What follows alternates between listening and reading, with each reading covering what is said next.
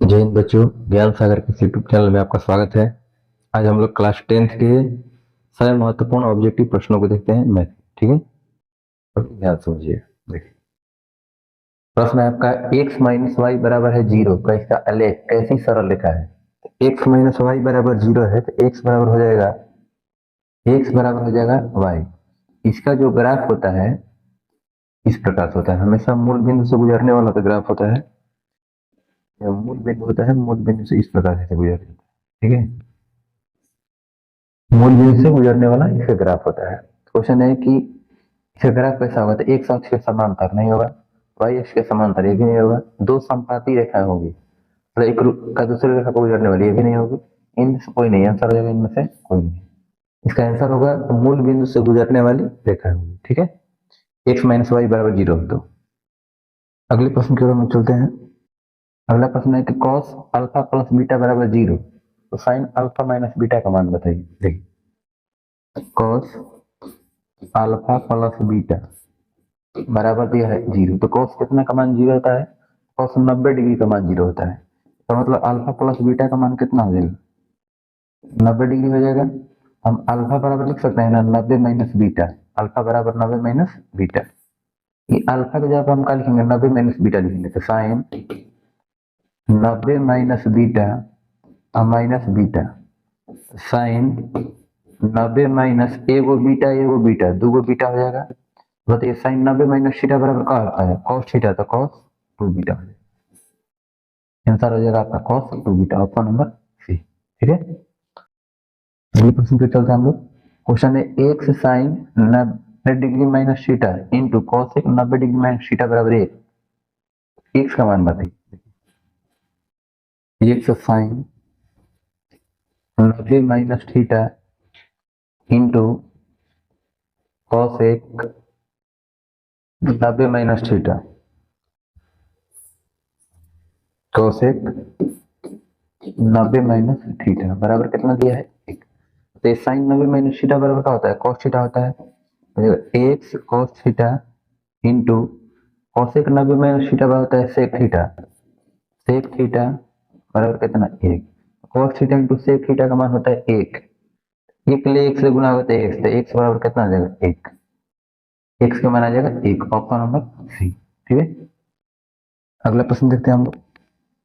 अगला प्रश्न है कि यदि एक उदग्र खंभे की छाया की लंबाई खंभे की लंबाई के रूप 3 गुनी है, सूर्य का उन्नयन कोण बताइए। देखिए, उदग्र मतलब होता है ऊपर की ओर एक खंभा है, इसकी छाया की जो लंबाई है, उदग्र खंभे की छाया की लंबाई खंभे की लंबाई के रूप 3 गुना है। अगर मान के लिए 1 है तो एक कितना हो जाएगा, रूट अंडर 3 गुना हो जाएगा। अब से पूछ रहे हैं कि सूर्य का उन्नयन कोण बताइए। उन्नयन कोण मतलब ऊपर की ओर देखने पर कोण बताइए।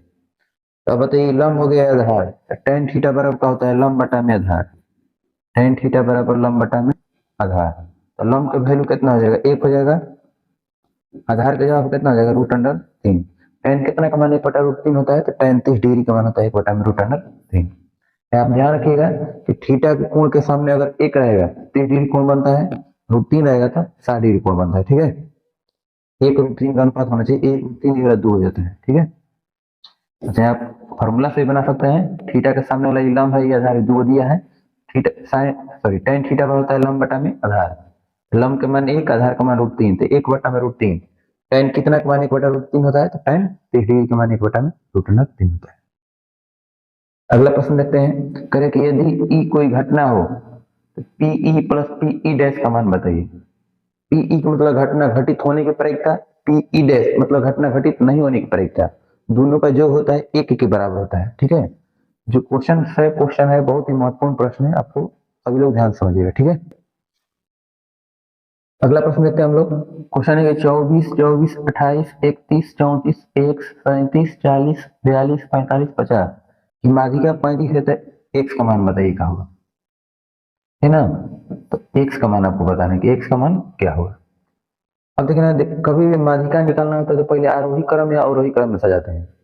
और देखा जाए तो आरोही क्रम में ही किया है, 24 24 28 31 34 1 37 40 42 45 50 सब आरोही क्रम में है।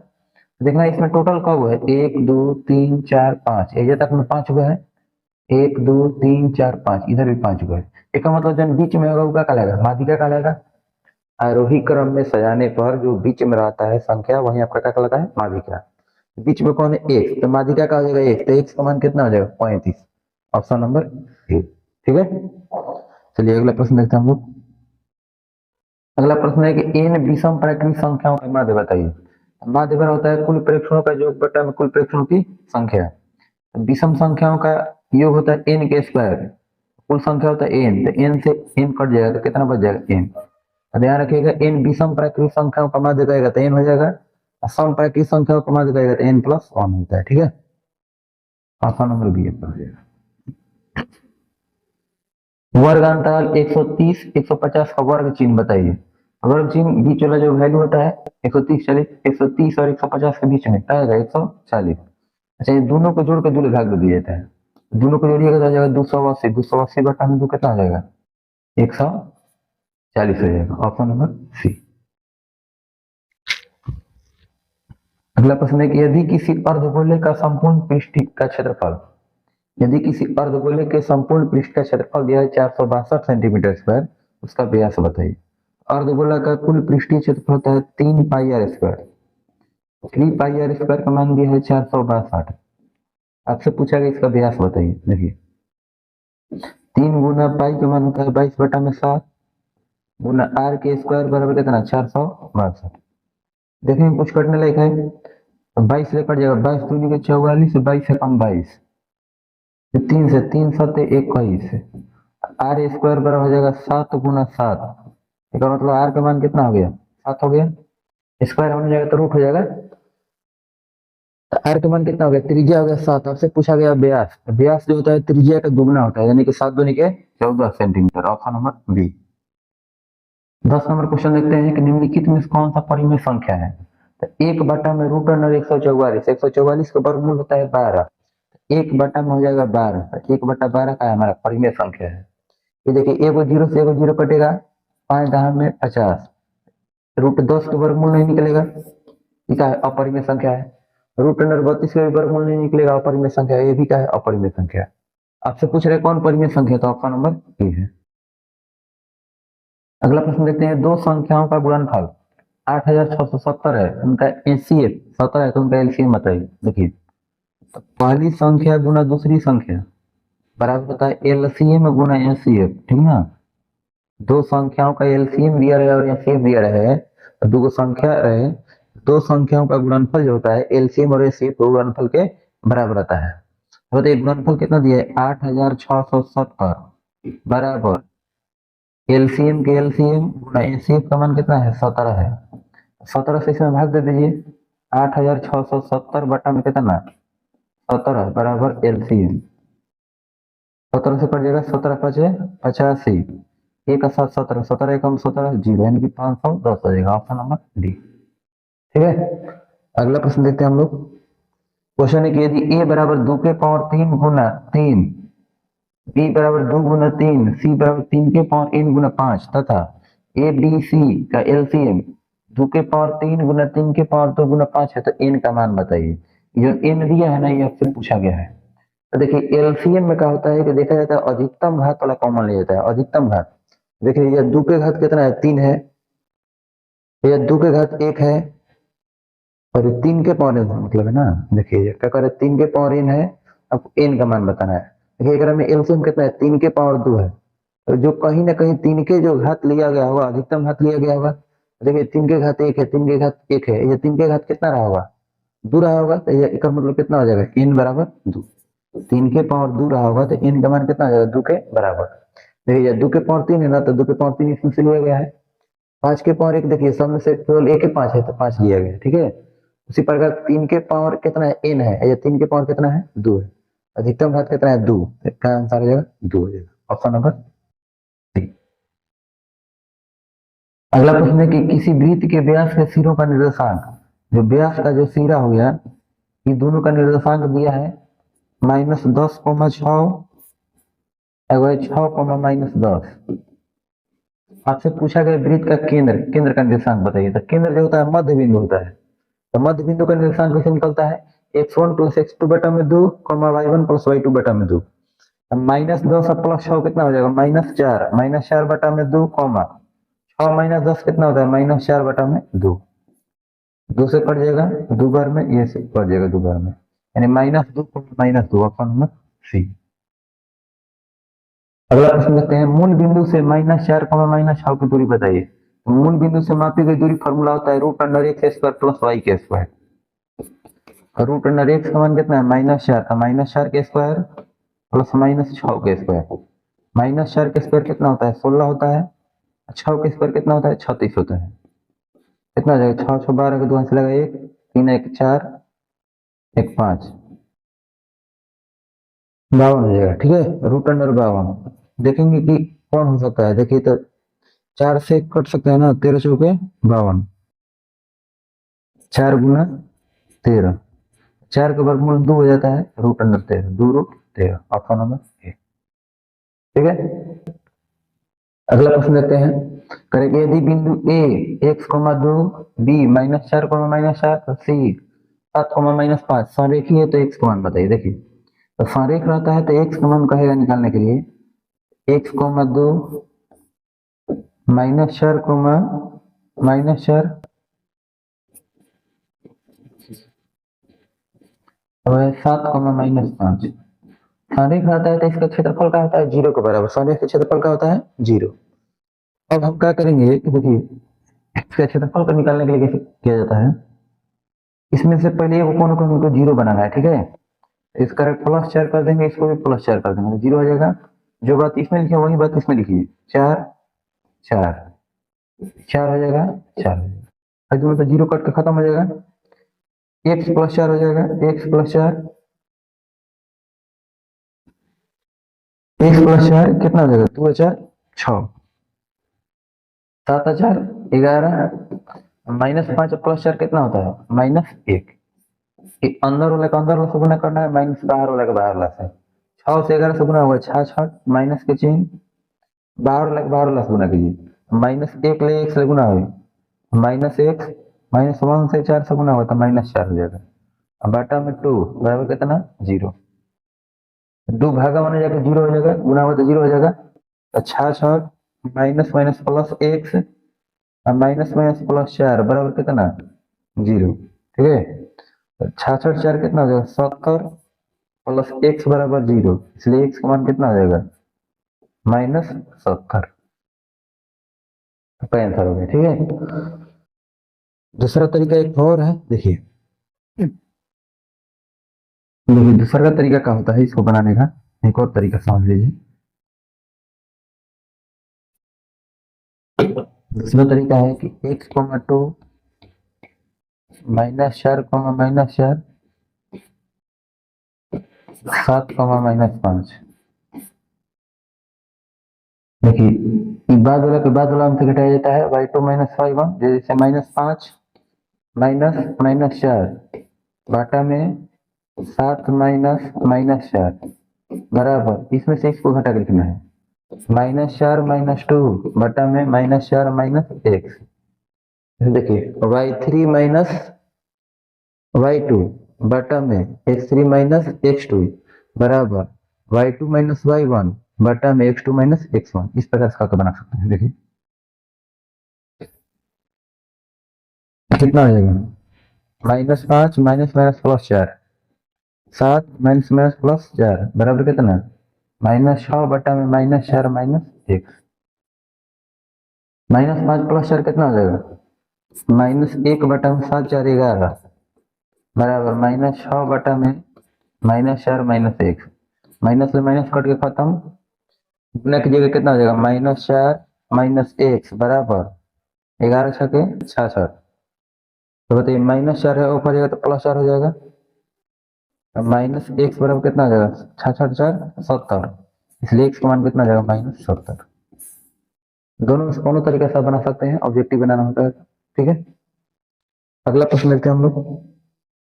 क्वेश्चन है -3 -5 किस चतुर्थांश में। तो देखिए चतुर्थांश सब ध्यान रखिएगा कि पहला चतुर्थांश होता है प्लस प्लस होता है, दूसरा चतुर्थांश में माइनस प्लस होता है, तीसरा में माइनस माइनस होता है, और चौथा में प्लस माइनस होता है। ठीक है, पहला है, दूसरा है, तीसरा है, चौथा है। कौन चतुर्थांश की बात हो रहा है? माइनस माइनस यानी कि तीसरा चतुर्थांश। Option number C, option number C हो जाएगा। ठीक है, अगला प्रश्न लेते हैं हम लोग। करें कि यदि त्रिभुज के शीर्षों के निर्देशांक -2,0 क्यू 5,-4 और 9,13 है तो केंद्र का निर्देशांक पूछा गया है। जब भी केंद्र का मान पूछे x1 x2 x3 तीनों को जोड़ के 3 में भाग दे देना है। देखिए -2 5 कितना होता है? 3 हो जाएगा। 5 में 2 बटे 3, 3 और 9 कितना? 12, 12 बटा में 3 कितना हो जाएगा? 4 हो जाएगा। अब देखिए 0 -4 -4 और 13, 13 में 4 बटेगा 9, 9 बटा में 3 कितना? 3 हो जाएगा, यानी 4,3। Option number A, x1 plus x2 plus x3 बटा में 3, y1 plus y2 plus y3 बटा में 3 फॉर्मूला होता है। ठीक है, अगला सवाल है कि समीकरण 7x² - 12x + 18 बराबर 0 मूलों का योग एवं मूलों के गुणनफल का अनुपात बताइए। तो मूलों का योग क्या होता है? अल्फा प्लस बीटा बराबर -b बटा में, तो -b बटा में है तो b का मान कितना है? देखिए फॉर्मूला होता है -b बटा में मूलों का योग के लिए गुणनफल c बटा में a होता है, तो c बटा में a से a कट जी, माइनस का माइनस, b का मान कितना है? -12, तो माइनस माइनस प्लस 12 हो जाएगा। अनुपात c का मान कितना है? 18। हटा दीजिए, 6 दूनी को 12, 6 3 18 यानी कि 2:3, 2:3। Option number D. अगला प्रश्न है कि यदि द्विघात समीकरण ax² + bx + c बराबर 0 मूल बराबर हो तो c का मान बताइए। मूल बराबर होता है तो d का मान 0 के बराबर होता है। ठीक है, d का फॉर्मूला होता है b² - 4ac बराबर कितना हो जाएगा? 0। b² - 4ac कब होता है? जब ax² + bx + c बराबर 0 के रूप में रहे तब। आपसे c का मान पूछ रहा है ना, c वाला इधर आना है, बाकी सबको ऊपर ले जाइए। तो b² बराबर -4ac ऊपर जाएगा तो +4ac हो जाएगा। 4a गुना में नहीं रहता भागा में, b² बटा में 4a बराबर कितना हो जाएगा? c के मान हो जाएगा b² बटा में 4 है, b² बटा में 4। ऑप्शन नंबर डी हो जाएगा। अगला प्रश्न है कि द्विघात समीकरण x² - 5x + 4 बराबर 0 का विविक्तकर का मान बताइए। विविक्तकर d बराबर फॉर्मूला होता है b² - 4ac। b का मान कितना है? -5 है, तो -5 के स्क्वायर -4, a का मान कितना है? x² के गुणांक 1 है, c का मान कितना है? 4 है। -5 के स्क्वायर होता है 25, माइनस 4 चौके 16, 25 में से 16 घटेगा 9। Option number C. अगला प्रश्न है कि द्विघात समीकरण 4x² + 4x + 1 बराबर 0 के मूलों की प्रकृति बताइए। है ना, देखिए मूलों की प्रकृति निकालने के लिए सबसे पहले d का मान निकालना होता है। देखिए अगर d का मान 0 के बराबर हो जाता है, d का मान 0 के बराबर होगा, मूल वास्तविक और बराबर होगा, वास्तविक और बराबर। d का मान 0 से बड़ा होगा, 0 से बड़ा होगा, वास्तविक और असमान होगा, वास्तविक और असमान। d का मान अगर 0 से छोटा आ गया अवास्तविक हो जाएगा, यानी कि कोई वास्तविक मूल नहीं होगा। ठीक है, ध्यान रखिएगा। तो पहले डी का मान निकालिए, तो डी बराबर होता है b² - 4ac। डी बराबर फॉर्मूला होता है b² - 4ac। डी की जगह पर कितना है? 4 है, तो 4 के स्क्वायर -4 गुना a का मान कितना है? 4 है, c का मान कितना है? 1 है। 4 के स्क्वायर 16, -4 रुपए 16, 16 में 16 घटे 0। डी का मान कितना के बराबर है? 0 के बराबर। एक मतलब इसका मूल कैसा होगा? वास्तविक और बराबर होगा। ऑप्शन नंबर बी हो जाएगा। अगला प्रश्न देखते हैं, करेंगे यदि समीकरण 3x² - 10x + 3 बराबर 0 का एक मूल दिया है 1/3 है, तो उसका दूसरा मूल बताइए। ठीक है, अब देखिए 3x² - 10x + 3 बराबर है 0। ठीक ना, इसमें क्या किया जाता है? x² का गुणांक देखना है कितना है? 3 है, और चर कितना है? 3, 3 के 9, तो 9 को 2 भाग में ऐसा तोड़ना है कि जोड़ने घटाने पर कितना आ जाए? -10 आ जाए। 9 को 2 भाग में ऐसा तोड़ना है कि जोड़ने घटाने पर कितना आ जाए? -10 आ जाए, और गुना फिला पे 9 आ जाए। अब बताइए हम क्या लिख सकते हैं? -9 और -1 लिख सकते हैं ना, माइनस माइनस प्लस 9 हो जाएगा, -9 -1 जोड़ेंगे तो कितना हो जाएगा? 10 हो जाएगा। ठीक है, अब देखिए जब इसका शून्यक निकाला जाता है तो पहले का चिन्ह बदल दिया जाता है, -9 है तो +9 हो जाएगा, -1 है तो +1 हो जाएगा। ठीक है, अब क्या किया जाता है? जो x² का गुणांक होता है उसका भाग दे दिया जाता है। 3 से 9 कट जाएगा 3 बार में 1/3, एगो आंसर होगा 3 होगा, एगो 1/3 होगा। ठीक है, कौन कौन हो सकता है, एगो 3 होगा, एगो 1/3 होगा। ठीक है, चलिए अगला सवाल देखते हैं हम लोग। एक और तरीका हो सकता है, जैसे देखिए अल्फा इंटू बीटा बराबर होता है C/A। अल्फा का मान के लिए वो 1/3 है गुना बीटा बराबर सी का मान कितना है 3/A का मान कितना है 3 है। 3 से 3 कट जाएगा तो कितना हो जाएगा, बीटा का मान 3 भाग में जाकर गुना में हो जाएगा, बीटा का मान 3, एगो मूल 1/3 है तो दूसरा का मूल कितना हो जाएगा 3। ऐसे भी आप बना सकते हैं, इस प्रकार से बना सकते हैं। ठीक है,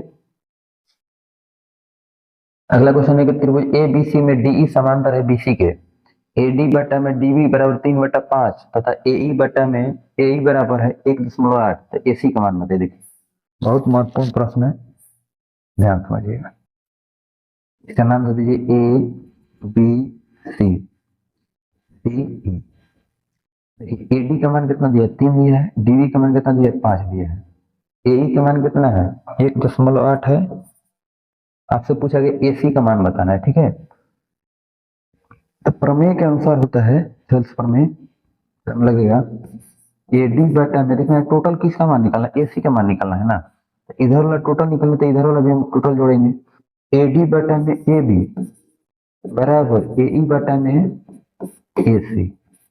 अगर खाली इसी को पूछता, एई बटा में इसी का मान पूछता तो हम खाली एडी बटा में डीबी बराबर एई बटा में इसी, लेकिन एसी का मान पूछ रहा था, खाली लिखेंगे एडी बटा में ए बी बराबर एई बटा में एसी। ठीक है, एडी का मान है 3 और एबी का मान कितना हो जाएगा, देखो ये 3 है, ये 5, 3 5 जोड़ के कितना 8 बराबर एई का मान कितना है 1.8 है, और एसी का मान निकालना है, तो एसी कैसे लिखे, 3 से कट जाएगा 7 का 18, इधर मतलब 0.6 हो जाएगा, गुना कीजिएगा 3 से तो एसी बराबर हो जाएगा 8 6 48, मतलब 4.8, एसी का मान कितना है 4.8, ऑप्शन नंबर सी। ठीक है,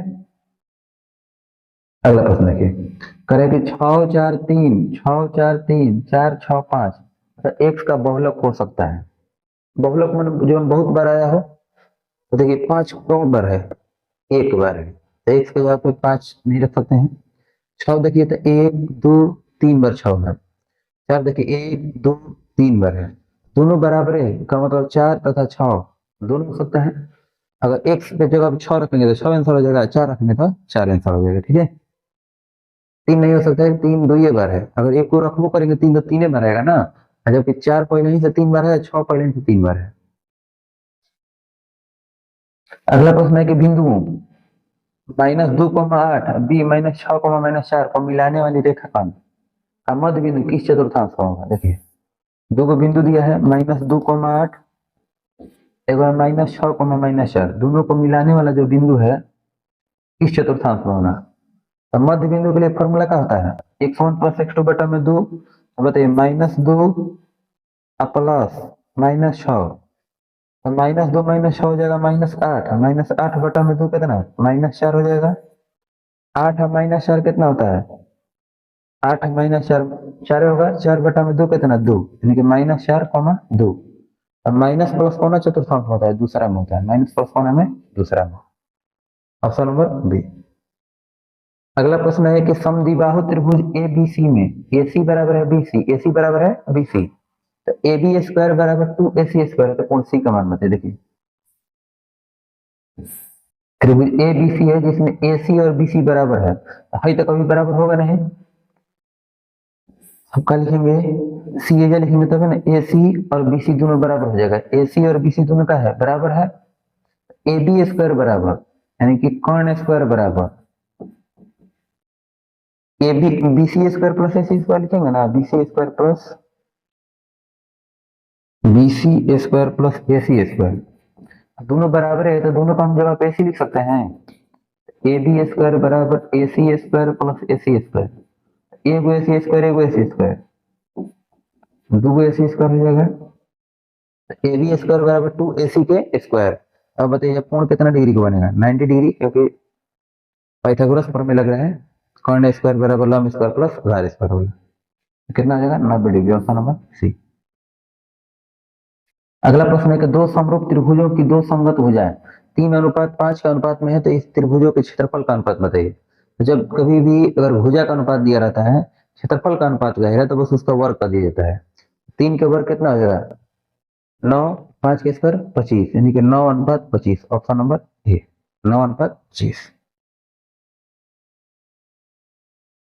अगला प्रश्न है कि दो समकोणी त्रिभुजों में उनकी संगत भुजाओं का अनुपात सदैव समान रहता है, किसने कहा था। ये जो प्रमेय है थेल्स का प्रमेय, किसका प्रमेय है, थेल्स प्रमेय। एक समबाहु त्रिभुज का क्षेत्रफल 4√3 सेंटीमीटर स्क्वायर है तो इसकी परिमिति होगी, मतलब परिमाप का होगा। देखिए तो समबाहु त्रिभुज का क्षेत्रफल होता है √3/4 गुना भुजा स्क्वायर। √3/4 गुना भुजा स्क्वायर बराबर कितना है 4√3 है। तो √3 से √3 कट जाएगा, अब भुजा स्क्वायर बराबर कितना हो जाएगा 4 × 4, इसलिए भुजा का मान कितना हो जाएगा, अब भुजा बराबर हो जाएगा 4 सेंटीमीटर। आपसे पूछ रहा है कि परिमिति है, तो समबाहु त्रिभुज के परिमाप क्या होता है 3 गुना भुजा होता है। तीनों बराबर बराबर भुजा होता है तो 3 गुना भुजा होता है, मतलब 3 चौके 12 सेंटीमीटर। 3 गुना भुजा 3 चौके 12 सेंटीमीटर। ठीक है। अगला सवाल है यदि 130 बराबर है 15 गुना 8 प्लस 10, 15 बराबर 5 गुना 3 प्लस 0, इसका मौसा 130 और 15 का मौसा बताइए। मौसा कौन होता है जो दोनों में कॉमन होता है। बताइए 15 है, 15 गुना 8 प्लस कितना है 10 है, 5 गुना 3 प्लस कितना है 0 है। तो दोनों देखना है कि दोनों कितना है। देखिए सर चाहे आप निकाल भी सकते हैं, कोई दिक्कत ना है। 15 से देखिए कटेगा, देखिए 130 है, 2 से कटेगा तो कितना बार में कटेगा 65 बार में। 5 से 13 5 65, 15 है, 3 5 15, दोनों में कॉमन का आ रहा है 5 ही आ रहा है कॉमन। ठीक है, आंसर क्या हो जाएगा 5 हो जाएगा, ऑप्शन नंबर बी हो जाएगा। ठीक है, दोनों में कॉमन का आ रहा है 5 आ रहा है, जो कॉमन आता है वही आपका क्या होता है मौसा होता है। ठीक है, देखिए अगला प्रश्न देखते हैं हम लोग। इस प्रकार से दिया है, यूक्लिड विभाजन एल्गोरिथम से दिया है। जैसे 130 को हम लोग लिख सकते हैं ना 15 गुना 8 प्लस 10, 15 बराबर फिर जो एरिया बचता है संख्या वो करके फिर हल करते हैं तो 5 गुना 3 प्लस 0 है। तो ए बराबर बी क्यू प्लस आर होता है। तो आर का मान अगर 0 के बराबर हो जाता है, यदि आर बराबर यदि 0 के बराबर रहता है तो एनसीएफ जो होता है बी वाला एनसीएफ होता है। बी का होता है एनसीएफ होता है, बी जो नहीं होगा ना क्या होगा एनसीएफ हो जाएगा। ठीक है, चलिए देखिए अगला प्रश्न करे कि यदि पी तथा क्यू अभाज्य संख्या है तो पी के पावर 3 क्यू और पी स्क्वायर क्यू का मौसा होगा। देखना है कि दोनों में कॉमन का है। देखिए तो पी स्क्वायर एक पी के पावर 3 है तो पी स्क्वायर हो जाएगा पी स्क्वायर, एक में क्यू है एक में क्यू है तो कितना हो जाएगा क्यू, यानी P square Q. Option number B. अगर एलसीएम घात तो ज्यादा घात वाला देखते हैं पी के पावर 3 क्यू, और एलसीएम कहेगा तो कम घात वाला देखना है। ठीक है, करे 234 के अभाज्य गुणनखंड में 3 का घात बताइए। तो 234 का अभाज्य गुणनखंड कर दीजिए, 2 से कट जाएगा 2 कम 2, 2 कम 2, 2 7 14, 3 से कटेगा 3 के 9, 3 9 27, 3 से 13 3 39, 3 दो है ना, देखा मतलब 3 के घात कितना होगा 2 होगा, 3 के घात 2। अरे कि यदि क्यू एक धनात्मक पूर्णांक है तो निम्नलिखित में से कौन सा धनात्मक धनात्मक विषम पूर्णांक नहीं होगा। यह लिख देना है, धनात्मक विषम पूर्णांक नहीं होगा। क्वेश्चन थोड़ा सा सुधार लेना है, धनात्मक विषम पूर्णांक नहीं है। तो बताइए कि 8 क्यू प्लस 1, 8 में अगर हम कोई संख्या गुना करके अगर हम जोड़ते हैं तो विषम संख्या आएगा। 3 जोड़ेंगे तभी विषम आएगा, 7 जोड़ेंगे तभी विषम आएगा। यानी कि विषम नहीं कब आएगा जब 8 क्यू प्लस 4 आएगा तब विषम नहीं होगा। जब क्वेश्चन आएगा विषम, है ना। अगला प्रश्न है कि यदि भाग एल्गोरिथम ए बराबर बी क्यू प्लस आर में ए बराबर 72, क्यू बराबर 8, आर बराबर 0 है तो बी का मान बताइए। देखिए ए बराबर है बी क्यू प्लस आर है, ठीक है। ए का मान है 72 बराबर बी के मान कितना है, बी नहीं दिया है, बी गुना क्यू का मान कितना दिया 8 और प्लस आर का मान कितना है 0। 0 जोड़ने से कोई फायदा नहीं है, तो 72 बराबर कितना हो जाए बी गुना 8, लास्ट कट जाएगा 8 9 72, यानी मतलब बी का मान कितना 9, ऑप्शन नंबर ए। अगला प्रश्न है निम्नलिखित में कौन द्विघात समीकरण है। अब बताइए रूट अंडर एक्स के रूप में है तो ये हुक्म नहीं करेगा। अब देखिए कि x square plus root x, एगो रूट एक्स एगो रूट एक्स, दो रूट एक्स हो जाएगा, भी नहीं होगा ना। ये देखिए ए प्लस बी के पावर 3, एक में क्यू आ जाएगा तो ये भी नहीं होगा। इसका मतलब ये हो सकता है a plus B whole square में एकरो में एक्स स्क्वायर आएगा, एकरो में एक्स स्क्वायर, तो एगो एक्स स्क्वायर एगो एक्स स्क्वायर, दो एक्स स्क्वायर, तो सही है, ऑप्शन नंबर कौन हो जाएगा, सी हो जाएगा। अगला प्रश्न है कि द्विघात समीकरण a square p square x square minus q square बराबर 0 का मूल होंगे। तो मूल का मतलब होता है कि आपसे एक्स का मान निकालने के लिए कह रहा है, ठीक है। देखिए a square p square x square minus q square बराबर कितना 0। एक्स का मान निकालना है तो एक्स के इधर ही रखना है, बाकी को ऊपर ले जाइए। A square p square x square बराबर माइनस क्यू स्क्वायर ऊपर जाएगा plus q square, x square बराबर क्या हो जाएगा क्यू स्क्वायर बटा में ए स्क्वायर पी स्क्वायर, ठीक है। अब देखिए एक्स बराबर कितना हो जाएगा, एक्स बराबर प्लस माइनस बाकी सब रूट में चल जाएगा, कितना हो जाएगा क्यू स्क्वायर बटा में ए स्क्वायर पी स्क्वायर, स्क्वायर से रूट सब खत्म है जी। एक्स बराबर प्लस माइनस क्यू बटा में ए पी, क्यू बटा में कितना हो जाएगा A P, option number D, ठीक है। अगला प्रश्न देखते हैं हम लोग। क्वेश्चन है कि यदि दो त्रिभुजों ए बी सी तथा पी क्यू आर में कोण ए बराबर है कोण पी के, देखिए पहले का किसके बराबर है, कोण ए कोण पी के बराबर है, कोण बी कोण क्यू के बराबर है, और कोण सी कोण आर के बराबर है। इसका मतलब ए बी सी और पी क्यू आर का है, दोनों समरूप है। देखिए कहां पर है A B C P Q R, option number D. A B C और पी क्यू का है समरूप है। समरूप त्रिभुज जो होता है उसकी संगत कोण का होते हैं, बराबर होता है, ठीक है। अगला प्रश्न लेते हैं। किसी घटना की प्रायिकता का अधिकतम मान कितना होता है। किसी घटना की प्रायिकता का अधिकतम मान होता है 1 के बराबर, अधिकतम मान 1, न्यूनतम न्यूनतम मान कितना होता है, अधिकतम मान होता है 1, न्यूनतम मान 0 होता है, ठीक है। प्रायिकता का जो मान होता है, प्रायिकता का जो मान है 0 से बड़ा या बराबर, 1 से छोटा या 1 के बराबर होता है, ठीक है। अगला प्रश्न देखते हैं। किसी पासे को फेंकने पर सम संख्या आने की प्रायिकता बताइए। पासा पर सम संख्या कब होता है, 3 होता है, 2 4 6। तो प्रायिकता बराबर होता है अनुकूल परिणामों की संख्या बटा अनुकूल परिणामों की संख्या। अनुकूल परिणाम 3 हो जाएगा, टोटल परिणाम 6 हो, 3 बटा 6 मतलब 1 बटा में 2, ऑप्शन नंबर डी। अगला प्रश्न है कि p बटा में 2 के पावर m गुना 5 के पावर n हो गई है। 2 के पावर m गुना 5 के पावर n के रूप में 0.67 को लिखा जा सकता है। देखिए 0.67 है, दशमलव हटेगा तो दशमलव के लिए 1, दो अंक है तो 2 जीरो लिख सकते हैं, मतलब कि 67 बटा में 100 है। 100 को अभाज्य गुणनखंड के रूप में तोड़ के लिख देना है।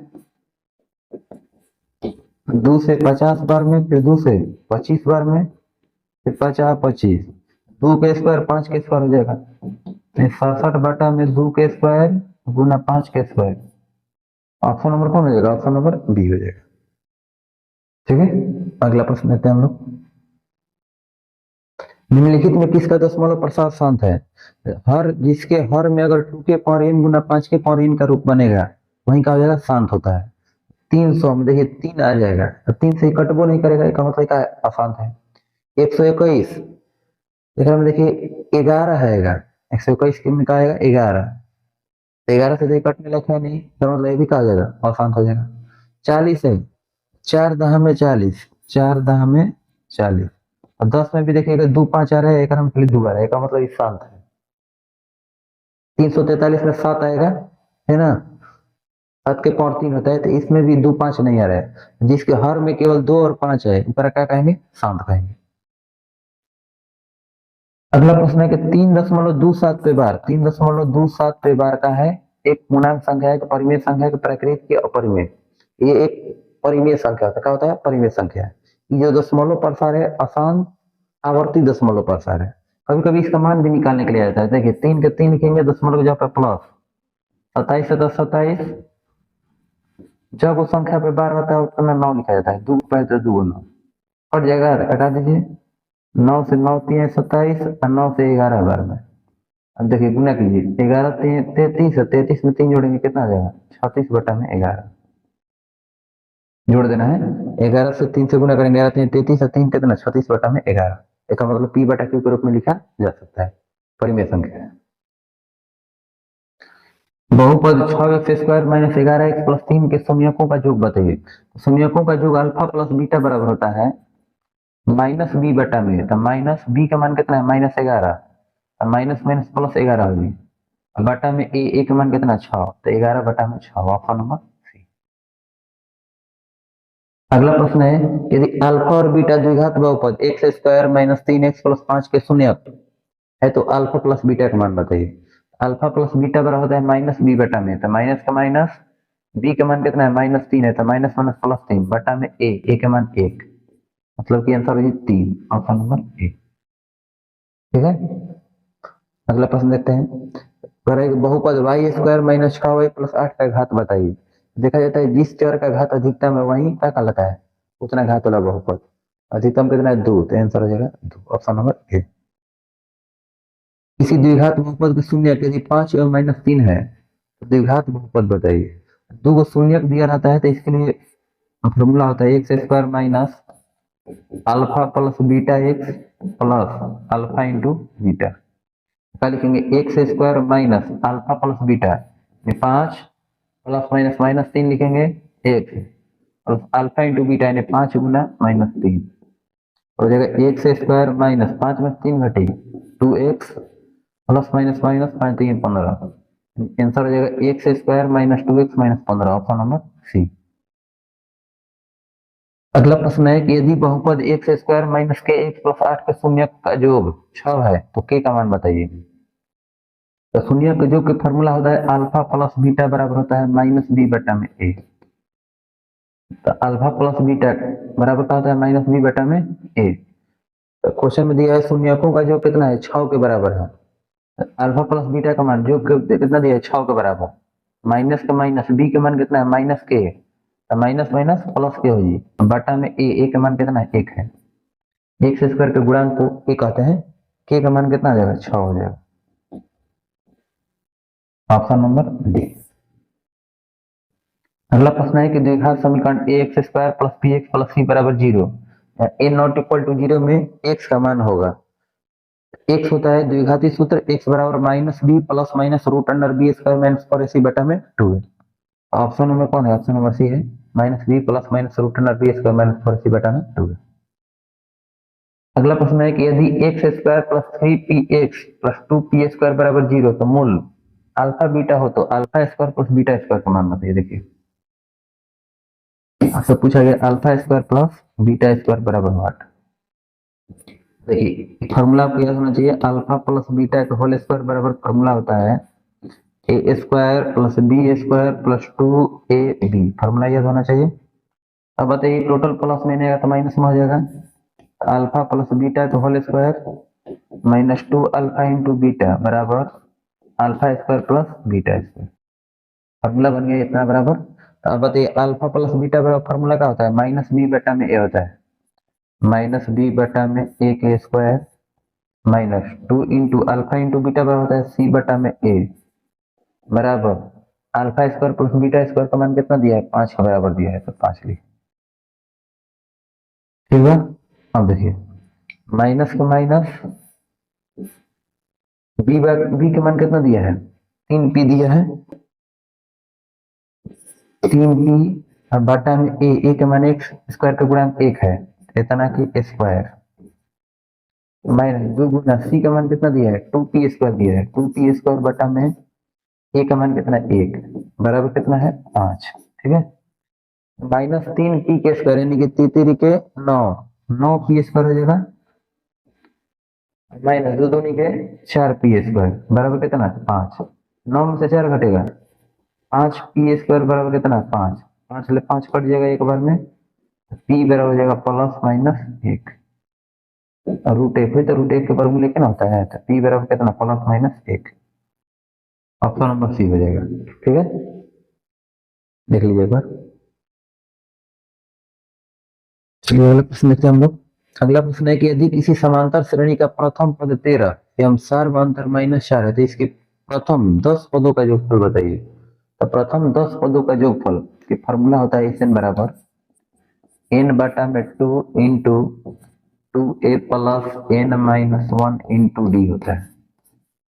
तो प्रथम 10 पद कह रहा है तो n का मान है 10, तो 10 बटा में 2 इंटू 2 गुना a, पहला पद कितना है 13 प्लस n माइनस 1, तो 10 माइनस 1 इंटू डी, डी का मान कितना है -4, 210 कट जाएगा 5 बार में, तो 5 इंटू 13 दूनी के 26, 10 में से घटी तो 9 हो जाएगी, तो 9 से -4 से गुना करेंगे तो माइनस कितना हो जाएगा 9 चौके 36, 26 में से 36 घटेगा हो जाएगा -10, कितना हो जाएगा 10 × 5 = 50 यानी कि -50 आंसर हो जाएगा ऑप्शन नंबर बी। ठीक है। अगला प्रश्न है कि समांतर श्रेणी 14 9 4 -1 -6 का 12वां पद बताइए। तो 12वां पद का हो जाएगा a 12 a प्लस 11 डी, ए को कम करके डी लिखा जाता है। ए का मान कितना है 14 है प्लस 11 गुना डी का मान कितना है, बाद वाला में पहले वाला घटा के निकाला जाता है, और 9 में से 14 घटेगा कितना हो जाए -5 हो जाए, 4 में से 9 घटाइए -5 हो जाएगा, 14 प्लस माइनस माइनस 11 × 5 = 55, घटाइए 5 में से 4 घटेगा 1, 5 में से 1 घटेगा 4, ज्यादा में से कम घटा रहे हैं ना तो -41 है, ऑप्शन नंबर बी। ठीक है। अगला प्रश्न है कि समांतर श्रेणी 14 9 4 -1 -6 का एनवा पद बताइए। तो एनवा पद एन बराबर होता है a plus n minus 1 into D, formula होता है a का मान कितना है 14 है प्लस n माइनस 1 और डी का मान कितना है 4 में से 9 घटी -5 हो जाए, तो 14 पे 14 लिखना है, मतलब n से -5 से गुना है तो -5n माइनस माइनस प्लस 5 एकम 5, 14 5 कितना 19, 19 माइनस 5 है कितना, 19 माइनस 5 है, ऑप्शन नंबर बी। ठीक है। अगला प्रश्न देखिए, पहले समांतर श्रेणी 25 20 15 डॉट डॉट का कौन सा पद प्रथम ऋणात्मक होगा। एकदम नॉर्मली सा सवाल है तो ज्यादा क्रम दिमाग नहीं लगाना है। देखिए 25 है, 25 के बाद में आया 20, 20 के बाद में आया 15, 15 के बाद में आएगा 10 आएगा, 5 का अंतर है, 10 के बाद में आएगा 5, 5 के बाद में आएगा 0, 0 के बाद में आ जाएगा -5। तो कह रहा है कि प्रथम ऋणात्मक कौन हो जाएगा। देखिए पहला दूसरा तीसरा चौथा पांचवा छठवां सातवां, सातवां आ रहा है तो सातवां पद हो जाएगा। ठीक है। चलिए अगला प्रश्न देखते हैं हम लोग।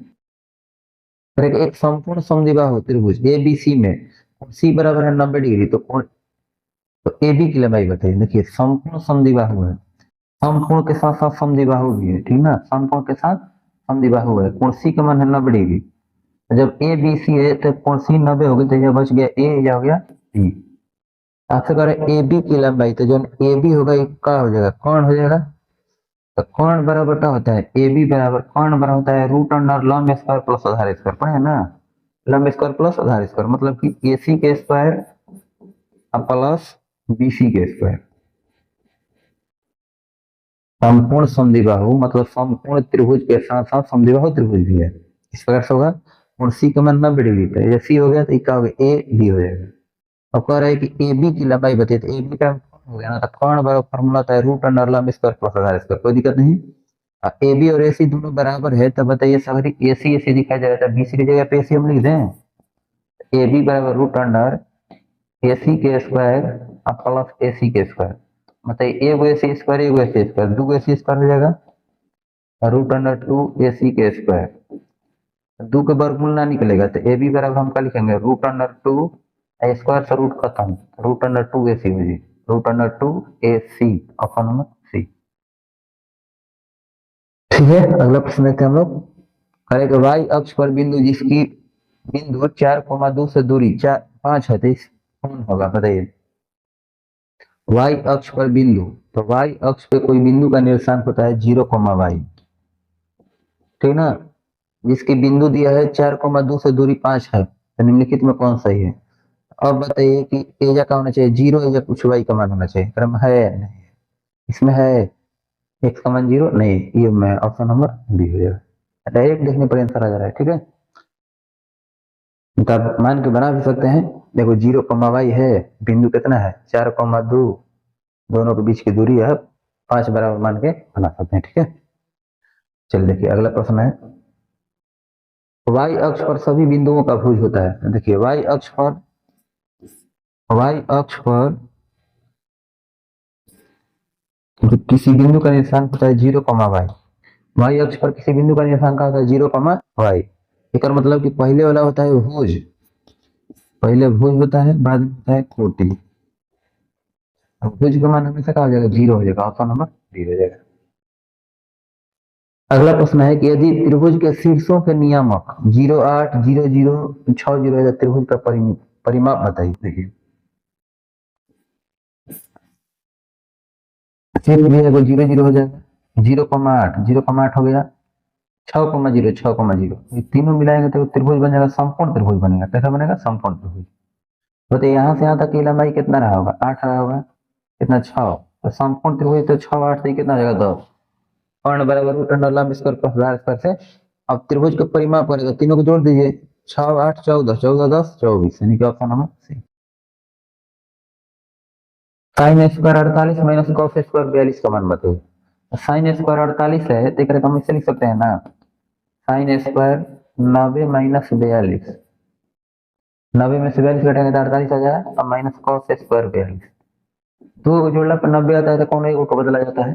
साइन 90 माइनस थीटा बराबर क्या होता है कॉस थीटा, यानी कि cos square 42 degree minus cos square 42 degree, और ये कॉस स्क्वायर 42 डिग्री में कॉस स्क्वायर 42 डिग्री घट के क्या आ जाएगा 0, ऑप्शन नंबर ए।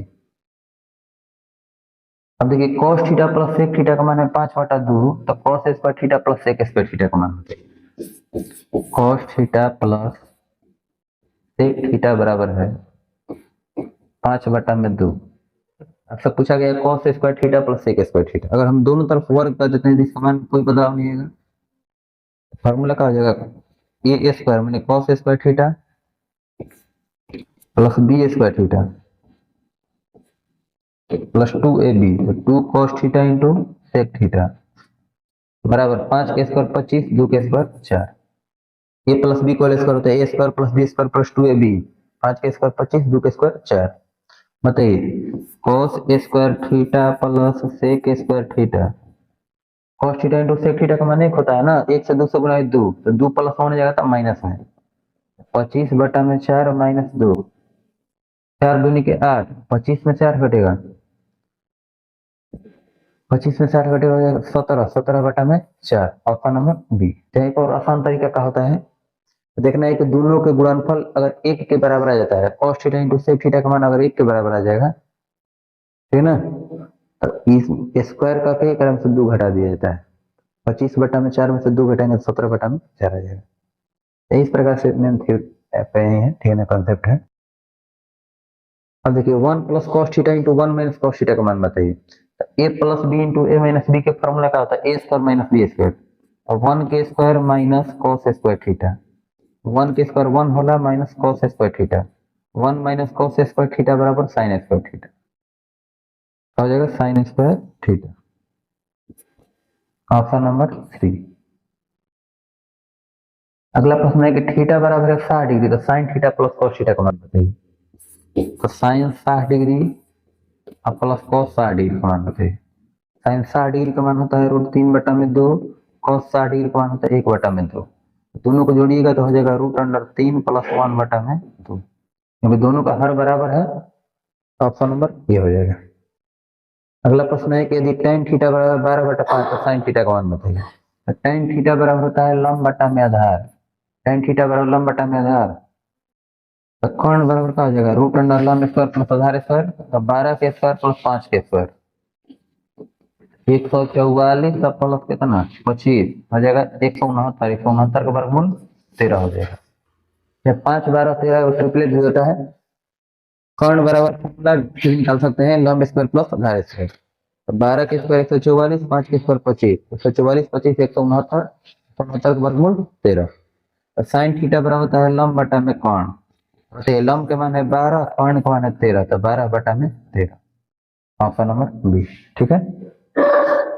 अगला प्रश्न देखते हैं हम लोग, tan 49 डिग्री बटा में cot 41 डिग्री। अब देखिए अगर दोनों को जोड़ने पर 90 है, जोड़ने पर 90 है, इसके 90 माइनस थीटा का नीचे रहता है, इसका मान होता है 1 के बराबर।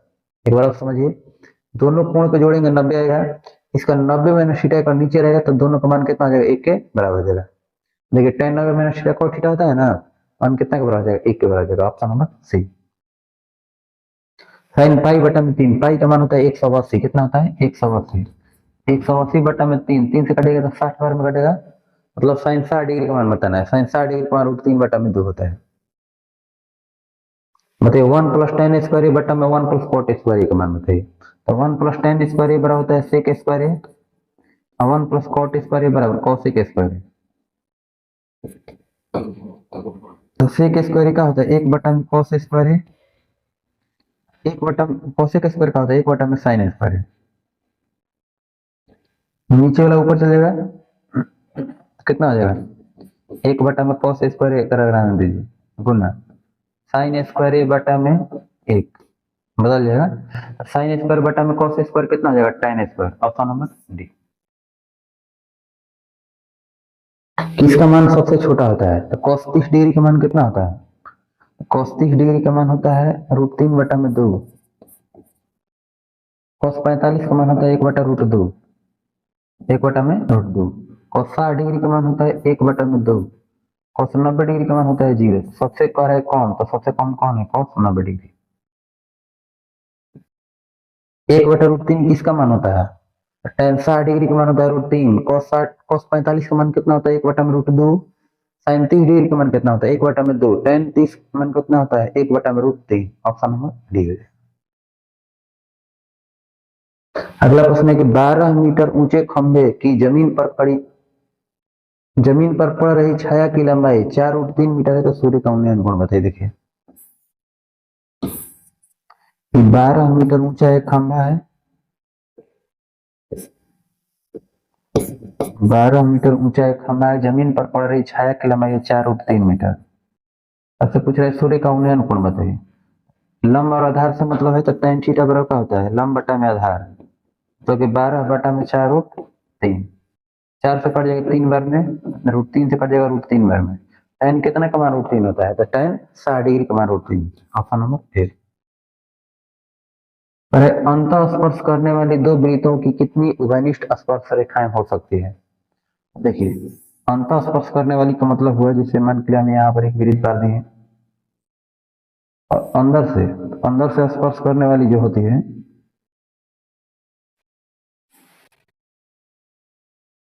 इस तरह से होता है, तो केवल और केवल दोनों से एक केवल स्पर्श रेखा गुजर सकती है। उभयनिष्ठ स्पर्श रेखाएं कितनी हो सकती है, एक हो सकती है ना। अंतः स्पर्श करने वाले दो वृत्तों की कितनी उभयनिष्ठ स्पर्श रेखाएं, तो उभयनिष्ठ मतलब दोनों में कॉमन, कब हो सकता है, एक हो सकता है। ऑप्शन नंबर ए होगा। अंतः स्पर्श करने वाले दो वृत्तों की कितनी उभयनिष्ठ स्पर्श रेखाएं होती है, एक होती है। किसी बाह्य बिंदु P से वृत्त पर खींची गई एक स्पर्श रेखा की लंबाई 17 सेंटीमीटर है, तो P से उसी वृत्त पर खींची गई दूसरी स्पर्श रेखा की लंबाई, किसी बाह्य बिंदु से वृत्त पर जो स्पर्श रेखा खींची जा सकती है, कितनी खींची जा सकती है, 2 खींची जा सकती है, ठीक है। एक बाह्य बिंदु से वृत्त पर कितनी स्पर्श रेखाएं खींची जा सकती है, 2, और दोनों स्पर्श रेखा की लंबाई क्या होती है, बराबर होती है। एक मान के लिए 17 सेंटीमीटर है, तो दूसरा को कितना आ जाएगा, 17 सेंटीमीटर होगा। Option number C. करें दो भिन्न त्रिज्याओं वाले वृत्त हमेशा होते हैं, तो दो अलग अलग त्रिज्या वाले वृत्त क्या होते हैं, समरूप होते हैं, है ना, क्या होते हैं, समरूप होते हैं। एक अर्धवृत्त का परिमाप दिया है 36 सेंटीमीटर, तो इसकी त्रिज्या बताइए। अर्धवृत्त का परिमाप होता है पाई आर प्लस 2r, एक वैल्यू कितना दिया है 36, आर कॉमन निकालेगा तो क्या हो जाएगा, पाई प्लस 2 बराबर कितना 36, आर इंटू पाई का मान होता है 22 बटा में 7 प्लस 2 बराबर 36, 7 दूनी के 14 और 22 कितना हो जाएगा, 36 हो जाएगा। 14 22 कितना, 36 बटा में 7 बराबर कितना 36, 36 से 36 कट जाएगा एक बार में, आर का मान कितना आ जाएगा 7, आर बराबर 7। त्रिज्या आपसे पूछा है, त्रिज्या कितना आ जाएगा 7 सेंटीमीटर, ठीक है। अगला प्रश्न देखिए, करे एक अर्धवृत्त की त्रिज्या दिया है कितना 3r, तो इसकी परिमिति बताइए। अर्धवृत्त मान लीजिए त्रिज्या दिया है बड़ा आर बराबर 3r मान लीजिए, ठीक है। अर्धवृत्त के परिमाप का होता है पाई आर प्लस 2r होता है, पाई आर प्लस 2r, पाई के पाई आर की जगह पे कितना लिखेंगे 3r लिखेंगे, प्लस 2 गुना आर के जवाब कितना लिखेंगे, 3r लिखेंगे। 3 पाई आर लिख सकते हैं, प्लस 3 लिखे 6r लिख सकते हैं। 3 pi r plus 6r, option number D. अगला प्रश्न है कि एक वृत्त की परिधि 9 पाई से बढ़कर 18 पाई हो जाती है, उसका क्षेत्रफल हो जाएगा। पहले का परिधि था 9 पाई, बढ़ के कितना हो गया, 18 पाई। मतलब पाई से पाई कट जी, 9 दूनी का 18, कितना गुना हुआ है, पहले एक था, एक से परिधि कर बढ़ के 2 हो गई।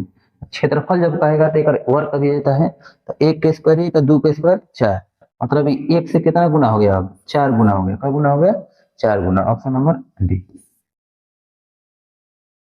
अगला प्रश्न है कि 33 degree into 37 degree into sec 60 degree का मान बताइए। 33 डिग्री का मान होता है 1/√3, गुना 37 डिग्री का मान होता है 1/2, गुना सेक 60 डिग्री का मान कितना होता है, cos 60 के उल्टा वाला सेक 60, cos 60 का मान होता है 1/2, कितना आ जाएगा, 2/1 चाहे 2, 2 से 2 कट जाएगा, 1/√3 आंसर हो जाएगा, option number A. tan 45 degree minus tan 30 degree बटा में 1 plus tan 45 degree into tan 30 degree. tan 45 का मान होता है 1 माइनस tan 30 डिग्री का मान 1/√3 बटा में 1 प्लस tan 45 का मान 1 गुना tan 30 डिग्री का मान 1/√3, कितना आ जाएगा, 1 माइनस 1/√3 बटा में 1 प्लस 1/√3, ठीक है। हालांकि एलसीएम निकाल कीजिए, √3 से 1 से गुना हुआ तो कितना आ जाएगा, √3 माइनस 1 बटा में √3, सबके बटा में √3 एकम √3, √3 प्लस 1 बटा में √3, तो √3 से √3 कट जी, आंसर हो जाएगा √3 माइनस 1 बटा में √3 plus 1, option number A. √3 minus 1 बटा में √3 plus 1, option number A. 77 number सवाल है कि 6, 9, 12 डॉट डॉट का सार्व अंतर बताइए। सार्व अंतर किसे कहते हैं, बाद वाला में से पहले वाला घटाया जाता है। 9 में से 6 घटी कितना हो जाए, 3, ऑप्शन नंबर ए। अगला प्रश्न है कि समांतर श्रेणी 5, 9, 13, 17 डॉट डॉट का इनवा पद बताइए। इनवा पद का होता है ए एन बराबर a plus n minus 1 into d होता है, a plus n minus 1 into d. A का मान कितना है, 5 प्लस इन के जगह पे एन रहेगा एन माइनस 1, डी का मान देखिए, 9 में से 5 घटेगा कितना, बाद वाला में से पहले वाला घटाया जाता है, 9 में से 5 घटेगा 4, कितना आ जाएगा, 5 प्लस 4 से एन से गुना होगा 4n माइनस 4 एकम 4, मतलब 5 में से 4 घटेगा 1, 1 प्लस कितना आ जाएगा 4n, 1 प्लस 4n, एक रहेगा 4n प्लस 1 भी कर सकते हैं, option number D.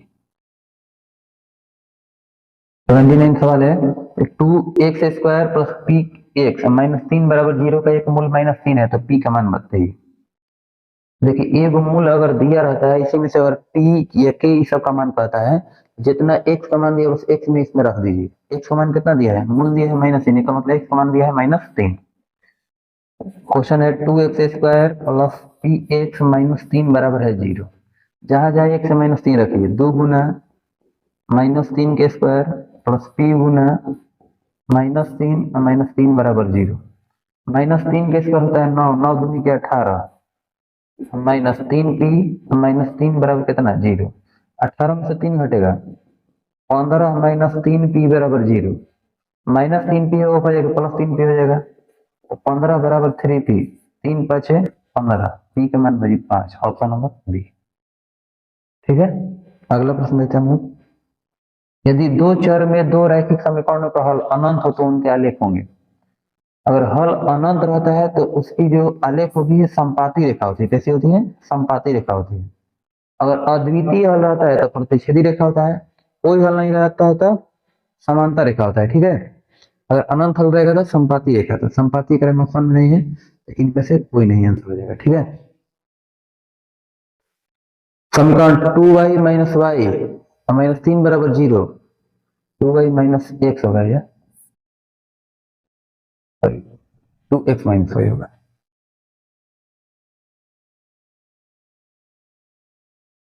x minus Y होगा।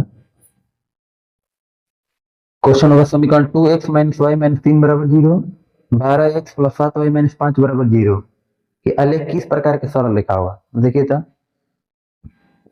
a1 बटा a2 करेंगे तो 2 बटा में कितना हो जाएगा 12, मतलब 1 बटा में 6, b1 बटा b2 करेंगे तो -1 बटा में 7, -1 बटा में 7, ये बराबर नहीं ना है। जब A1 बटा में A2 बराबर नहीं होता है B1 बटा B2 के, और कहते हैं अद्वितीय हल, तो अद्वितीय हल का जो ग्राफ होता है प्रतिच्छेदी सरल रेखा होता है। क्या होता है? प्रतिच्छेदी सरल रेखा होता है। अगर A1 बटा A2 बराबर हो जाए B1 बटा B2 के, नॉट इक्वल टू C1 बटा C2 रहेगा, ओकरा कहेंगे कोई हल नहीं। तो कोई हल नहीं क्या होता है? समांतर सरल रेखा। अगर रहेगा A1 बटा A2 बराबर है B1 बटा B2 के, बराबर है C1 बटा C2 करेगा, कहते हैं अनेक हल, कहता है संपाती सरल रेखा होता है। ठीक है, इसका आंसर हो जाएगा ऑप्शन नंबर सी। करे यदि बहुपद एक्स स्क्वायर प्लस ए एक्स प्लस बी के शून्यक बराबर परंतु विपरीत चिन्ह हो, तब ए बराबर बताइए। बराबर कहे का मतलब कि अल्फा बराबर एगो दिया है अल्फा, अब बीटा बराबर बी दिया है अल्फा, लेकिन विपरीत चिन्ह वाला। विपरीत चिन्ह का मतलब कि माइनस अल्फा हो जाएगा। अच्छा, ए का मान पूछा गया है, अब बताइए अल्फा प्लस बीटा बराबर फॉर्मूला क्या होता है? माइनस बी बटा में ए होता है। अल्फा का जवाब अल्फा है, प्लस माइनस माइनस, बीटा का जवाब कितना है? अल्फा, बराबर कितना है? माइनस का माइनस, बी का मान कितना है? ए, अब बटा में ए का मान कितना है? एक। जीरो बराबर माइनस ए, जीरो बराबर माइनस ए, इसलिए ए का मान कितना हो जाएगा? जीरो। Option number C. ठीक है, अगला प्रश्न है कि यदि बहुपद x square minus 9x plus 2 एक शून्यकों का गुणनफल 8 है, तो एक मान बताइए। तो गुणनफल बराबर का होता है अल्फा इंटू बीटा बराबर सी बटा में ए होता है। गुणनफल का मान दिया है 8, 8 बराबर सी का मान कितना है? 2a, अब बटा में ए का मान कितना है? एक्स स्क्वायर का गुणांक 1 है, 2 चौके 8, ए का मान कितना है? 4 हो जाएगा। Option number A. तो यदि बहुपद पी एक्स बराबर x square minus 3x plus 5 का शून्यक अल्फा तथा बीटा है, तो 4 इंटू अल्फा प्लस बीटा का मान बताइए। 4 इंटू अल्फा प्लस बीटा बराबर होता है माइनस बी बटा में ए, 4 गुना माइनस का माइनस, बी का मान कितना है? -3 बटा में ए का मान एक्स स्क्वायर का गुणांक 1 है, तो 4 माइनस माइनस प्लस हो जाए, ठीक ना। 4 गुना कितना हो जाएगा? +3, 4 3 12, ऑप्शन नंबर ए। ठीक है, अगला प्रश्न लेते हैं हम लोग। क्वेश्चन है कि बहुपद x square minus 3x plus 1 into x के पावर 5 माइनस 4x के power 3 plus x square plus 3x का घात बताइए।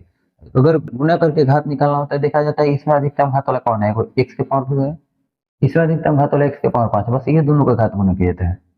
एक्स के पावर 2 से एक्स के पावर 5 से गुना करेंगे तब पावर जोड़ा जाता है, 2 5 कितना जी? 7, एक्स के पावर 7, एक मतलब ऑप्शन नंबर बी 7। निम्न में कौन बहुपद नहीं है? देखिए कौन बहुपद नहीं, देखिए तो एक्स स्क्वायर है, चर के घात देखिए सब, चर के घात का होना चाहिए पूर्णांक संख्या होना चाहिए, सॉरी चर के घात पूर्ण संख्या होना चाहिए। एक्स के पावर 2 है, एक्स के पावर 1 है, सही है, मतलब कि बहुपद है। एक्स के पावर 3, एक्स के पावर 2, एक्स के पावर 1, ये भी बहुपद है। ये बटा में एक्स आ गया तो बहुपद नहीं है, तो ऑप्शन नंबर सी हो जाएगा। एक बेलन और एक शंकु के आधार समान है, एक बेलन हो गया, एक शंकु हो गया। बेलन और शंकु दोनों के आधार का है समान है, यदि उनकी ऊंचाई भी समान है, त्रिज्या भी बराबर है, ऊंचाई भी बराबर है दोनों की, उनके आयतन का अनुपात बताइए। तो पहले बताइए बेलन दिया, तो बेलन का आयतन क्या होता है? पाई आर स्क्वायर इंच अनुपात शंकु का आयतन होता है 1/3 पाई आर स्क्वायर इंच। अब बताइए दोनों के त्रिज्या और ऊंचाई बराबर है, तो पाई आर स्क्वायर से पाई आर स्क्वायर इंच कट जी, 3 भागा में जाकर गुना हो जाएगा, 3 अनुपात कितना है जी? 1, 3:1, ऑप्शन नंबर डी। ठीक है, दो बेलनों की त्रिज्याओं का अनुपात 2:3 है, तो उनकी ऊंचाइयों का अनुपात दिया है 5:3, उनके आयतन का अनुपात बताइए। बेलन का आयतन क्या होता है? पाई आर स्क्वायर इंच, एगो का है pi r square inch,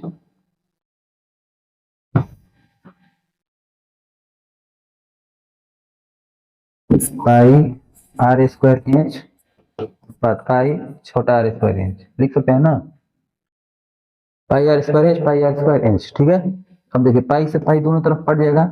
are का मान कितना दिया है? त्रिज्या आर 2 है, तो ऊंचाई कितना है? 5 है, 2 का स्क्वायर गुना 5 अनुपात, अगर हम देखिए त्रिज्या कितना दिया है? 3 दिया है, तो 3 के स्क्वायर गुना ऊंचाई कितना दिया है? 3 दिया है, 2 के स्क्वायर 4, 4 5 20 अनुपात 3 के 9, 9 दिया 27, 20:27, 20:27, ऑप्शन नंबर बी।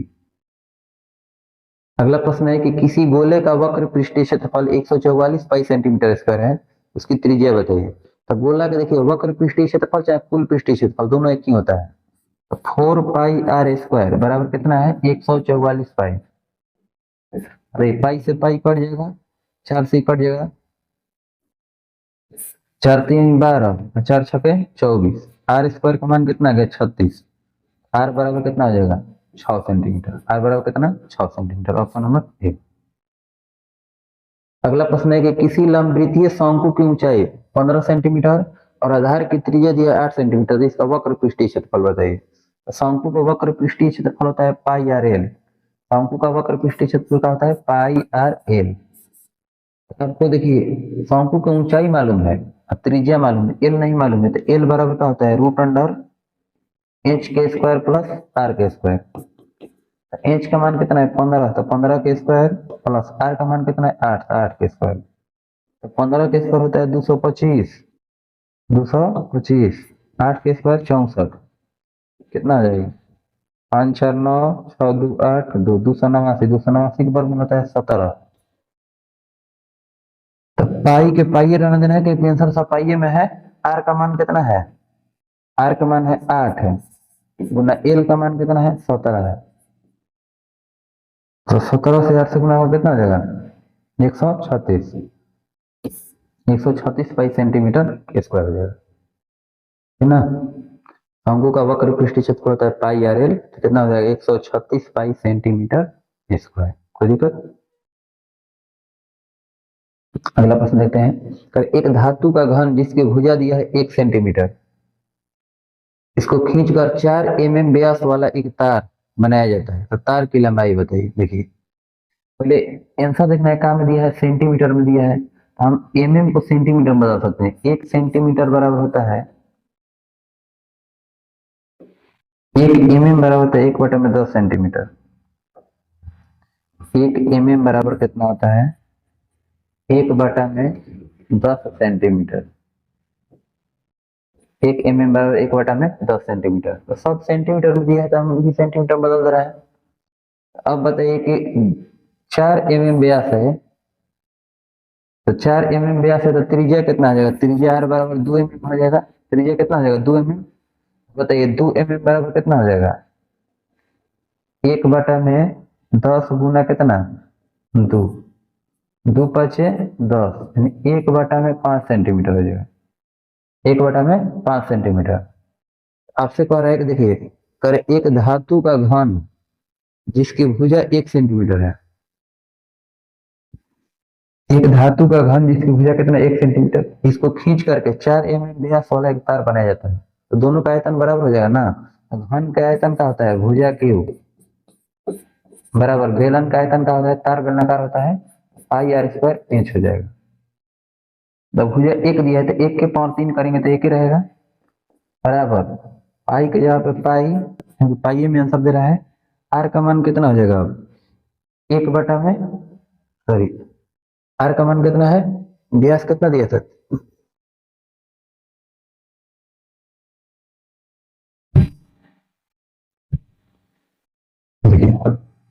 व्यास कितना दिया था 4 दिया था, तो त्रिज्या 2 mm हो गया। इसको सेंटीमीटर में बदलें, 1 mm में होता है 1/10 सेंटीमीटर, 2 mm में 1/10 में 2 से गुना करेंगे तो 1/5 सेंटीमीटर हो जाएगा। एक और मतलब कि त्रिज्या का मान हो गया 1/5, देख रहे हैं स्क्वायर करेंगे तो 1 के स्क्वायर 1, 5 के स्क्वायर हो जाएगा। मतलब ऐसे भी लिख सकते हैं, करेगा 1/5 के स्क्वायर, 1/5 के स्क्वायर गुना इंच। बताइए तो कितना जाएगा 1 बराबर 1 के स्क्वायर 1, 1 ले पाई से गुना पाई, 5 के स्क्वायर 25 गुना इंच, 25 पाई/25 देने का तो 25/पाई हो जाएगा बराबर इंच। इंच का मान कितना है 25/पाई सेंटीमीटर, ऑप्शन नंबर बी। ठीक है, mm को सेंटीमीटर में बदलने आपको आना चाहिए तभी बन पाएगा। ठीक है, 92 नंबर सवाल देखिए, दो वृत्त के क्षेत्रफल का अनुपात दिया 9:4, तो उनकी परिधियों का अनुपात बताइए। तो जब क्षेत्रफल दिया रहता है परिधि का अनुपात पूछता है, उसका वर्गमूल निकाल देना है। 9 का वर्गमूल हो जाएगा 3, 4 का वर्गमूल हो जाएगा 2, यानी कि 3:2 हो जाएगा। ठीक है, अगला प्रश्न देखते हैं, समांतर श्रेणी 1 4 7 10 का कौन सा पद 88 होगा, कौन सा पद 88 होगा। देखिए अभी भी कहेगा कौन सा पद n का मान आपको निकालना हो तो क्या करना है, समझ ध्यान से। सबसे अंतिम पद में से ये पहला पद आपको घटा देना है। 88 में से 1 घटेगा कितना आ जाएगा, 87। भाग दे देना है सार बनता से, 7 में 4 घटेगा 3, 4 में 3, 1 घटेगा 3। सार बनता से भाग दे देना है और जितना आएगा ओकरा में 1 जोड़ देना है। क्या करना है, सबसे लास्ट वाला से सबसे पहले वाला घटा देना है, ओकरा में सार बनता से भाग दे देना है, जितना आएगा ओकरा में 1 जोड़ देना है। 3 से कटाइए, 3 दूनी के 6 और 3 9 27, 19 से 1 कितना 30, यानी कि 30वां पद हो जाएगा ऑप्शन नंबर सी। यदि संख्या है 2x - 1 3x + 2 तथा 6x - 1 समांतर श्रेणी में है तो x का मान बताइए। तो समांतर श्रेणी में है तो सार बंटर का होगा बराबर हो जाएगा। अब बताइए कि a3 में से a2 घटाएंगे, a2 में से a1 घटाएंगे तो दोनों बराबर रहेगा। कहने का मतलब है कि 6x - 1 माइनस का चिन्ह 3x + 2, इसमें से इसको घटाएंगे बराबर, इसमें से इसको घटाएंगे 3x + 2 माइनस 2x - 1 डी बराबर होता है ना। तो a3 में से a2 घटा दिया, a2 में से a1 घटा दिए, ठीक है। यहाँ तक कोई दिक्कत नहीं। अब देखें 6x - 1 कितना जाएगा, -3x - 2 बराबर 3x + 2 -2x -+ 1।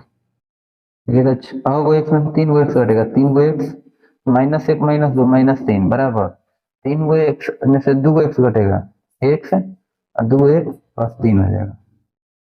+x आएगा तो -x, 3 को x में से 1 x 3x - x 3 -3 हो जाएगा तो +3, 3 को में से 1 घटेगा तो 2x बराबर कितना 6, 206 3 बार में x का मान कितना होगा 3।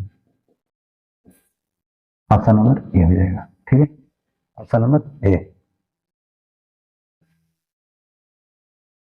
तो दिक्कत नहीं। अच्छा एक और तरीका होता है, ये दोनों पहला पद और तीसरा पद जोड़ के दूल्हे भाग देंगे तो बीच वाला पद आ जाएगा, ठीक ना। देखिए वो तरीका से बतला दे। पहला अंतिम जोड़ के दूल्हे भाग देंगे तो बीच वाला पद आ जाएगा, ठीक ना। पहला वाला पद कितना है 6x - 1 है, पहला और अंतिम जोड़ना है। तो पहला 2x - 1 प्लस 6x - 1, जोड़ते समय चिन्ह नहीं बदलता है, बटा में 2 करेंगे तो कौन पद आ जाएगा 3x + 2 आ जाएगा। 2 को 1 से 6 को x 8 को x -1 - 2 बराबर भागा बन जाएगा गुना में 2 3 6x और 2 दूनी के 4। बताइए सब एक वाला एक तरफ आ दीजिए, 8x - 6x बराबर 4 -2 आ जाएगा +2 हो जाएगा। 8 में से 6 घटेगा 2x बराबर कितना 6, उससे 6 पड़ जाएगा 3 बार, x का मान कितना 3 है, ऑप्शन नंबर ए हो जाएगा, ठीक है। दोनों में से कोई तरीका से बना सकते हैं। यदि समांतर श्रेणी का सार व अंतर 3 है, a14 - a10 का मान बताइए। देखिए अगर d का मान दिया रहता है a14 - a10 पूछा जा रहा है, तो बताइए 14 में से 10 घटेगा कितना हो जाएगा, 14 में से 10 घटेगा 4 हो जाएगा, ठीक ना। 4 d के बराबर होता है, 14 में से 10 घटेगा तो कितना हो जाएगा 4, यानी कि 4 d के बराबर होगा, ठीक है। 4 के 4 और d का मान कितना दिया है 3, 4 3 12 आंसर हो जाएगा ऑप्शन नंबर बी, ठीक है। अगला प्रश्न है कि 4 x1 x2 x3 28 समांतर श्रेणी में तो x3 का मान बताइए। देखिए 4 है, x1 है, x2 है, x3 है, 28 है। देखिए पहले वाला अंतिम वाला जोड़ के दूल्हे भाग देते हैं तो बीच वाला पद आ जाता है। पहले 4 है, अंत में 28 है, दोनों को जोड़ के जोड़ेंगे या दूल्हे भाग देंगे तो बीच वाला पद आ जाएगा। 28 4 32, 32 बटा में 2 कितना हो जाएगा 16 हो जाए। अब भाई दोनों को जोड़ के दूल्हे भाग देंगे तो बीच वाला पद आ जाएगा, वो बीच वाला x3 का मान निकालना है। ये दोनों के मध्य में है ना, तो दोनों को जोड़ेंगे 2 से भाग देंगे तो बीच वाला आ जाएगा। मतलब 16 28 कितना होता है 8 6 14 पे 4 हाथ लगा 1 2 3 1 4 44, 44 बटा में 2 कितना 22 है, option number C. Option number C हो जाएगा। अगला प्रश्न देखते हैं कि 3x - 2y बराबर 12, 4x - 5y बराबर 16 हो, आपसे पूछा गया x का मान y का मान बताइए। तो आपको हल नहीं करने लगना है, और ऐसा सवाल अगर रहेगा डायरेक्ट आप ऑप्शन रखिए। देखिए 4 है, y का मान 0 है तो 4 रखिए, 3 चौके 12 -0 तो 12 में से 0 घटी 12, सही बात। अब देखना ये दोनों को फॉलो करना चाहिए, ठीक है। एक समान 4 के 4 चौके 16 माइनस वाई का मान 0 रखेंगे तो 16 में से 0 घटी 16, मतलब दोनों सही आ जा रहा है, मतलब ऑप्शन नंबर ए है, ठीक है। 97 के ए। 98 नंबर है ए वन बटा में a two not equal to b one बटा बी टू। समीकरण निकाल a one x plus b one y plus c one बराबर 0, a two x plus b two y plus c two बराबर 0 का हल होगा। आपको बताया नॉट इक्वल टू रहता है तो क्या कहते हैं अद्वितीय हल, क्या कहते हैं अद्वितीय हल।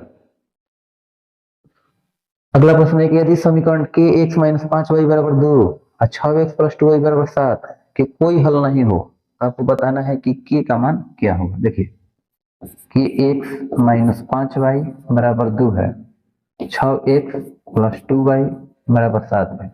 हम लोग जानते होंगे कोई हल नहीं के लिए होता है a1 बटा में a2 बराबर होता है b1 बटा में b2 और नॉट इक्वल टू होता है c1 बटा में b2। नॉट इक्वल टू मतलब नहीं, दूगो से मतलब है a1 बटा a2 बराबर b1 बटा में b2। तो कितना हो जी k बटा में 6 बराबर माइनस 5 बटा में 2। x के गुणांक और y के गुणांक को लिख लेना है 2 3 6, यानी k का मान कितना आ जाएगा माइनस 5 से 3 से गुना माइनस 15, k का मान हो जाएगा माइनस 15, ऑप्शन नंबर डी। चलिए अगले सवाल हम लोग देखते हैं। क्वेश्चन है कि यूक्लिड विभाजन एल्गोरिथम दो धनात्मक पूर्णांकों के निम्न में किस में परिकलन करने की तकनीक है। तो ये जो निकाला जाता है मौसा निकालने का प्रयोग किया जाता है, किसके लिए मौसा निकालने के लिए प्रयोग किया जाता है। तो उम्मीद है सभी प्रश्न आपको अच्छी तरह समझ में आए होंगे, है ना। तो बढ़िया से सभी क्वेश्चन को देखिएगा, ठीक है।